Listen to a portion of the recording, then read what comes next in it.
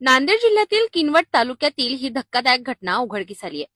मूळचा सिंदगी येथील आणि सध्या गोकुंदा येथे वास्तव्यास असलेल्या विनोद किशन भगत वय वर्ष 51 आपल्या पत्नी प्रियंका विनोद भगत सोबत राहत होता।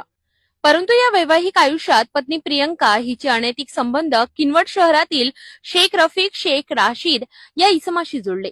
पती विनोद भगत या संबंधात अडथळा ठरत असल्याने दोघांनी मिळून त्याचा कायमचा काटा काढण्याचा कट रचला।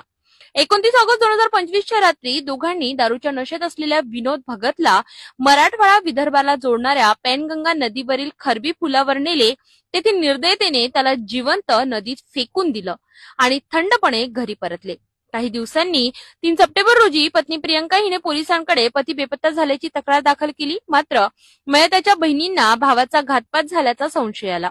पोलिसांनी तपास सुरू केला असता पत्नीच्या मोबाईलमधील कॉल रेकॉर्डमध्ये प्रियकर शेख रफीकचा क्रमांक वारंवार दिसल्याने पोलिसांना संशय आला। दोघांना चौकशीसाठी ताब्यात घेण्यात आलं आणि अखेर चौकशी दरम्यान दोघांनीही गुन्ह्याची कबुली दिली। या कबुलीच्या आधारे पोलिसांनी दोन्ही आरोपींना अटक केली असून त्यांच्या विरुद्ध खुनाचा आणि अनुसूचित जाती व जमाती अत्याचार प्रतिबंधक कायद्याखाली गुन्हा नोंदविला गेलाय। पतीचा काटा काढून प्रेमात अडथळा दूर करण्याच्या या थरकाप उडविणाऱ्या घटनेने संपूर्ण किनवट तालुका हादरलाय।